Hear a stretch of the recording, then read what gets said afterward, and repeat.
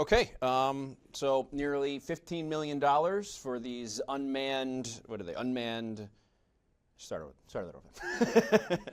And take two, three, two. Nearly $15 million for the Unmanned Aerial Systems program. What will this do for the authority and the roadway?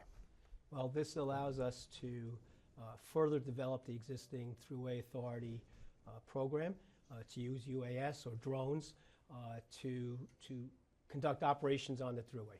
Namely, this will enable us to do it more safely. It is focused on Governor Hochul's commitment to making the workplace safer. And safer not just for our workers and our contractors, but also for the traveling public. I know you had stage one rolled out a couple years ago in this. I guess my question is, how did you do this before, these grants and this technology was available? Well, before, we have an obligation to inspect every single bridge, and there are 817 bridges that span the Thruway system from the New York-Westchester border to Buffalo and then down to the Erie, Pennsylvania border. So we have an obligation every 2 years to inspect those bridges, inspect our roadways. That is a very time-consuming process and imposes risks to our workforce. So this will allow us now to do the job quicker and safer. What kind of difference did stage one make and the money you got and then sort of that program? We were fortunate to get about $1.5 million. So the two programs will give us over $16 million. Stage one of that program, the $1.5 million, was used to analyze and plan out how we would use and expand our drone technology. This latest amount of money, almost $15 million, will allow us now to implement that, expand it out, and to work with other state agencies and train them and help them develop their own drone programs. How did you get this grant, this latest one?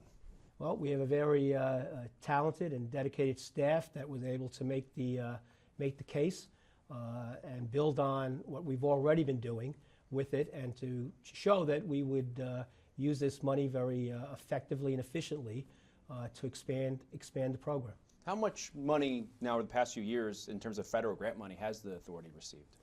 Total, we've received about $75 million in the last 3 years. This is and this is new to Thruway. Prior to 2022, we had not received any federal grant money, nor do we get any federal dedicated dollars. So the significance of this is that this permits us to supplement our toll revenue to operate the Thruway. Right now, about 90% of our revenue comes from toll revenues.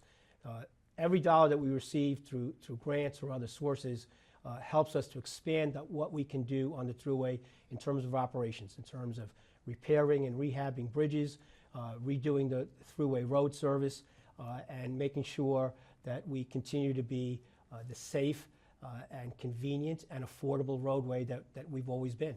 You mentioned toll revenue. I have to ask, does it have an impact on tolls? I think the projection was 20-something million. This would save the authority as well. Is there an impact for the driver when it comes to any changes you would make to tolls in the next few years or beyond? Well, it's not going to affect the toll revenue itself, but what the driver will see, again, is a safer and more convenient roadway. They'll see us being allowed to use any money that we save through this grant. We'll be able to, and we will be pouring that right back into, again, rehabbing the bridges, resurfacing our roadway to make sure that it continues to be safe and affordable for all who travel on it. So could this potentially avoid a toll hike, I guess, in the future, grants like this? Well, right now, tolls increased last year, so our planning is that the current revenues and the revenues for the next few years will meet our operational needs, and that's all we can really look at is these next few years. Was it what you expected after the toll hike last year in terms of revenue?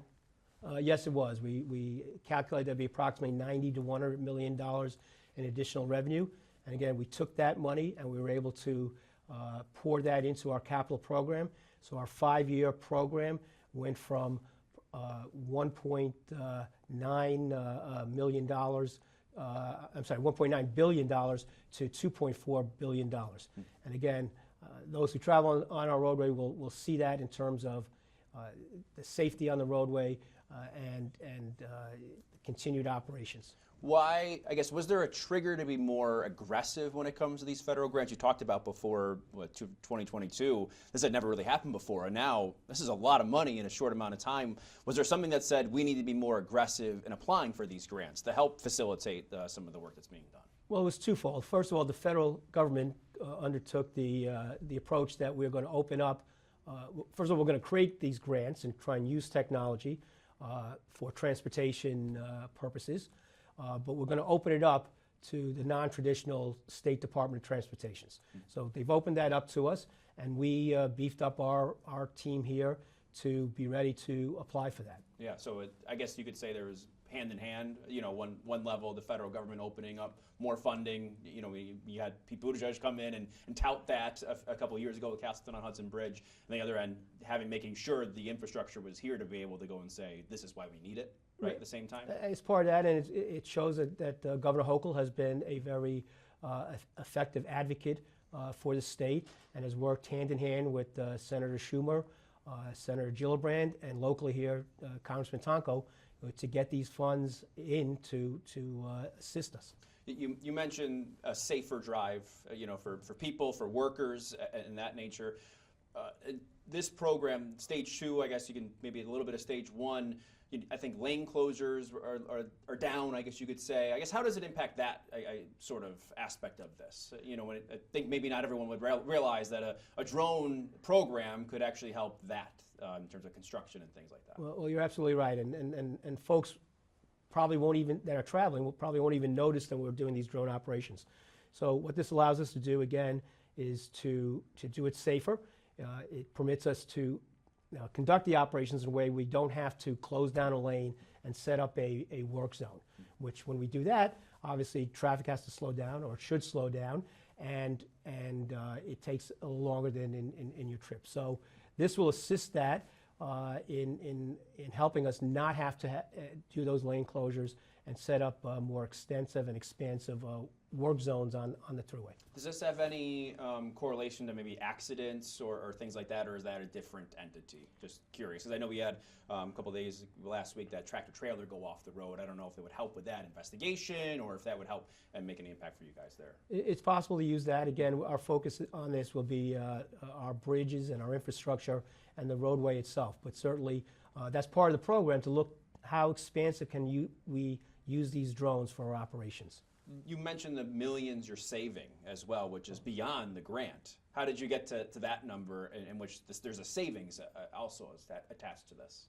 Well, our teams here did the calculations in terms of the amount of resources that go into it, the people hours that are spent inspecting a bridge or inspecting a roadway, and we calculated that based on how much quicker and safer we can do that. Does this open up any funding for other projects, other areas for the Thruway Authority? Well, again, every dollar we save on one area, we then can refocus that on our capital program and look at expanding other capital projects that need work. I guess I asked that with a specific question in mind regarding EV chargers. And I know that the trucking industry has been speaking and saying, well, we have mandates that we have to follow. For a heavy truck EV charger, is there any stage of development there to try and get more of those along the system? We're working on that. We've been working on that 2 years. Now we're working with our partners in the trucking industry, and it's an issue that goes across multiple state agencies who have been meeting and talking about this now for at least 2 years. So we are looking. We know that that's the future. We know it's coming. We know we have to provide that as a service. We provide that service now to passenger vehicles, and we will be further developing and working with our partners to ensure that the latest technology is used to provide those medium and heavy duty chargers. The State of the State was just on Tuesday, the governor with a proposal regarding the permanent automatic speed enforcement, right? For speed people infraction, it comes to that. I guess, how do you feel about that being a permanent system or a permanent initiative here? Well, we are very appreciative of it. It's been a successful program. Initially, it was a pilot program, and it is proved, we think, successful in slowing down folks on the road and being more attentive as they pass through work zones.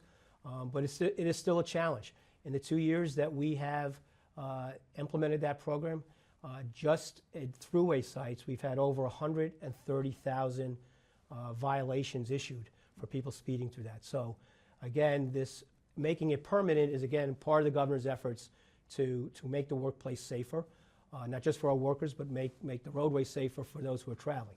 So our message though is still to people to please slow down and pay attention throughout your trip on the Thruway, but in particular when you're passing through a work zone. What kind of technology, we're talking technology, what kind of technology is used for that right now? Well, there's a camera system that's set up, and it takes if you're going more than 10 miles over the speed limit, it takes a photo of your license plate, and then that's processed, and that information is sent to the driver. That is very specific in terms of the picture of their license plate, specifically where they were and the time of day that it happened, and to show that it's accurate and not a mistake. So while we're talking about infractions, she's talking about toll evasion. I know there was maybe a few months ago now, there was banning someone from the Thruway for toll evasions. Where are we on that, I guess, and how is that enforced? We are looking at and developing those regulations now. Yeah. But you're referring to exclusion, and we are looking at that, and we're going to expand that again just to one of the many tools that we use in an effort to cut down on those that are not paying their tolls, because it's really a question of customer service. We want everyone to pay their tolls. It's the fair thing to do to those who are paying their tolls, and 96% of people who use the Thruway pay their tolls. Right? It's also very critical to us because 90% of our revenue comes from tolls. So we need folks to pay. We need them to pay their fair share, and we need to pay, for them to pay when they incur that toll. And what they're getting in return is, again, a safe, convenient, and affordable ride on the Thruway. Does that happen at the gantry? I guess the accountability for that, or I guess the monitoring of that, in perspective of the drones, those probably wouldn't be used for this purpose, right? No, there's no intent to use the drones for that. Okay. Our current cashless system of gantries is what we use, whether you have an easy pass or you pay your toll by mail. Okay. Yeah, and that's enforced by state police, the banning of someone from the Thruway, I guess, or is that? That potentially would be, again, just like registrations, when licenses are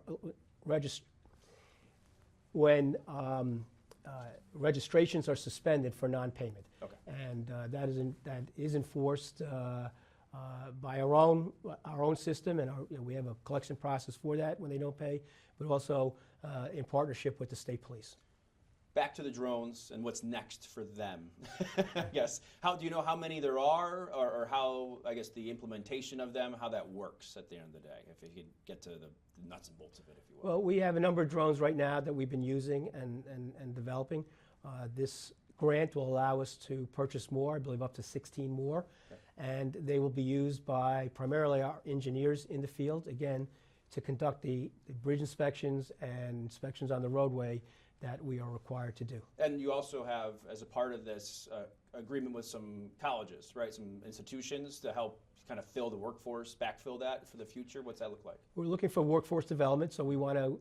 We think that this is a job of the future, and we're looking to train and attract younger people to this as a profession, and to be ready to come into the system and work that.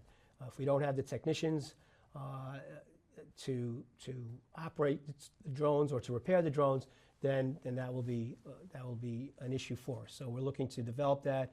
We're working with some schools in the state to develop that as a new workforce flow. Any idea what's next? I mean, you've had now, it feels like a few years in a row, some of these announcements. Obviously, what the governor proposes probably is on your radar. Any idea what will come next year for the authority moving forward? Well, we're looking to continue to make it adhere to our mission, which again is making it safe and convenient and affordable for all. We'll use those tolls to pour it back into the system to continue to build. There's always a section of roadway that needs attention. There's always a bridge that needs work. We have a 70-year system. Much of it is original to the original construction. So we have an aging infrastructure that we have to take care of. And we will continue to use our toll revenue for that, but explore every other source of revenue that we can to maximize what we bring in here, again, to pour into our system. Do you have any indication on how the next administration plans? I mean, obviously this has all happened under the Biden administration, how the next administration plans to invest in infrastructure and how that could impact you? Well, we'll wait to see what the approach is of a new Secretary of Transportation and probably a new administration of FHWA. So I think we, as well as a lot of other state entities, are looking at, we'll see what happens next week.